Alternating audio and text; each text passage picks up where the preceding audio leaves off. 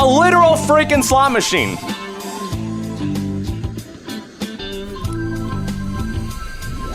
Time keeps on slipping, slipping, slipping into the future.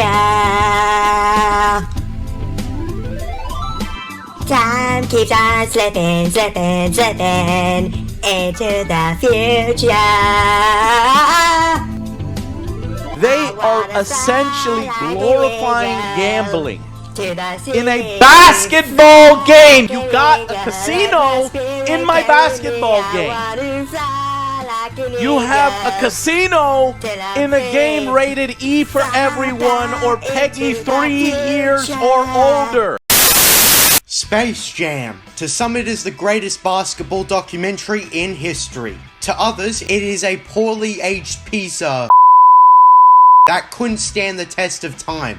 Whatever your opinion, this film was influential to many in the 90s. And with a new movie coming out, this time with LeBron James, let's take a look at the original. The film stars Michael Jordan as himself in the lead role during his retirement from the NBA as he pursues his other favorite sport, baseball, the sport his dad wanted him to play.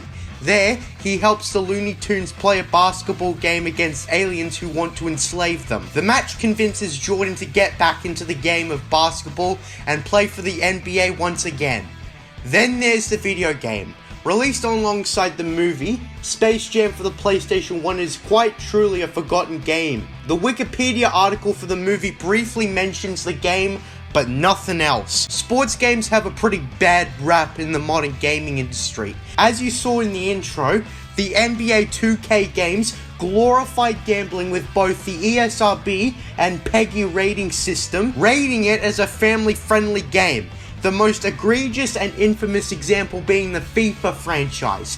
EA and 2K make unregulated loot boxes and other gambling pay-to-win systems in FIFA Ultimate Team, and the rating systems do nothing about it, claiming the most offensive content in these games are the words damn and hell being spoken in the game, and that's it. Games that should be rated adults only, or PEGI 18, are being marked with family-friendly ratings, which has resulted in many horror stories of either kids spending their parents' money on loot boxes or card packs, or adults throwing away all their money in a crazed addiction to the game they play, paying $500 in FIFA and still not getting top players like Lionel Messi. It's insane. I fear regulation will take many more years, as EA and 2K are fighting harder than the Japanese in World War II to secure their profits for the future.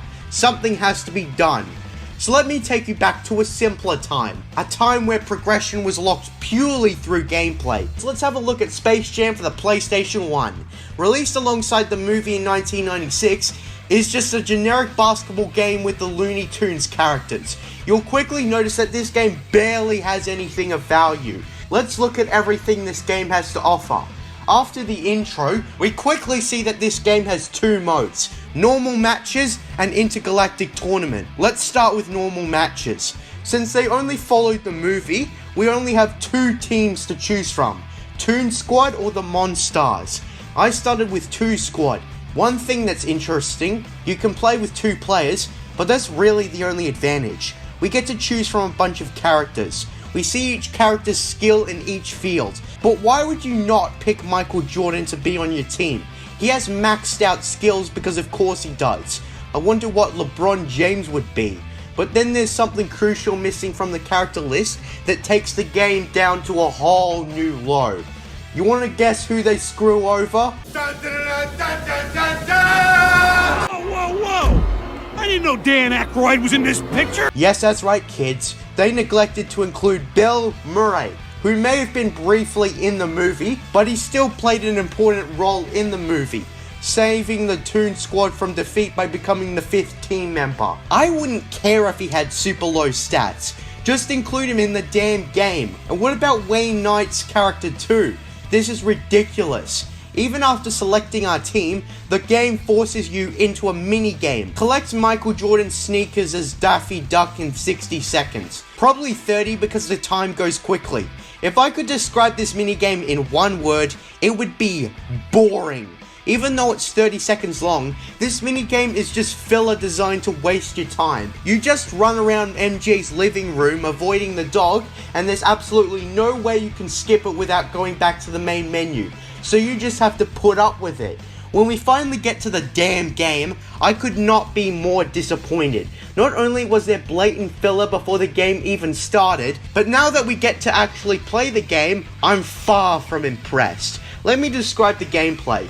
It's the same quality as a browser game, meaning that it's scaled back. You might as well play a basketball game on a web page, because this game is no better in quality.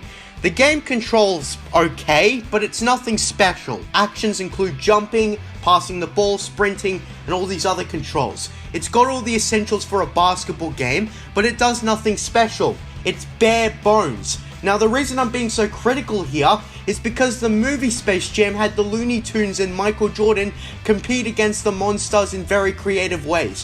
For example, Bugs Bunny gets a scooter and takes the basketball away from one of the Monsters before passing it to Michael Jordan. This game might as well be a realistic sports game, because there's no given reason why the players should mostly consist of cartoon characters. No slapstick moves or anything.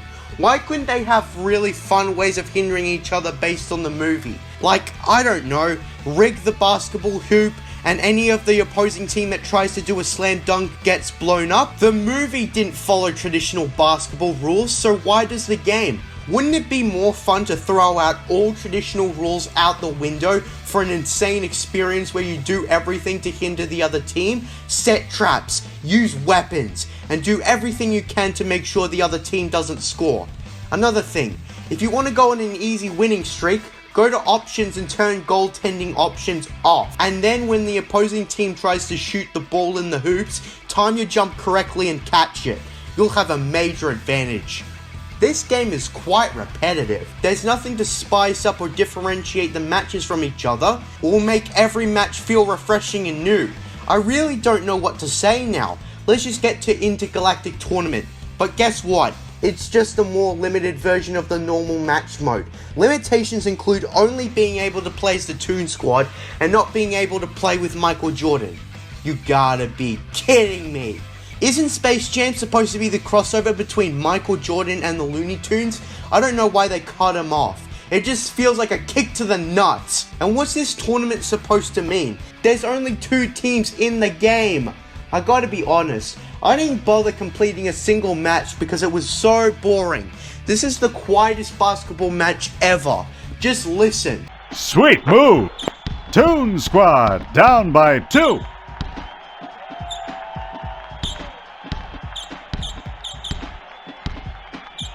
Ouch! Do you see what I mean? Sound is quite important too. It's something you take for granted, but the lack of sound makes the game feel so empty. You look at the movie and there's a bunch of awesome 90s tracks that are well implemented into the movie. They couldn't license any of the music from the movie to play during the game.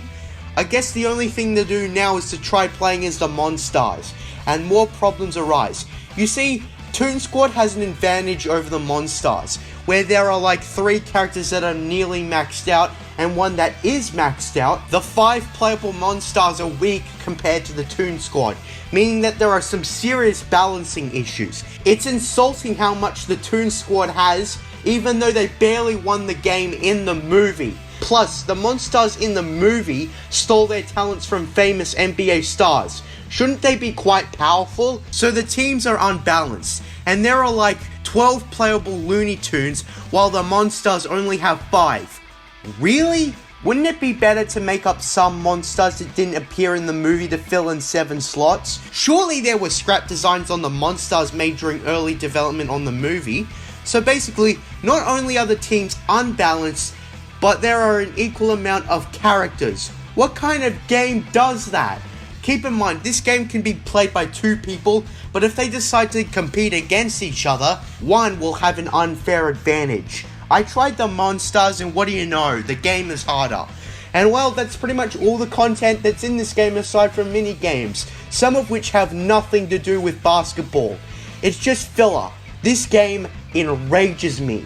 because this was actually sold in stores. Someone made an undercooked game and sold it in stores. This game, by modern standards, is only worth $5. It has that little content.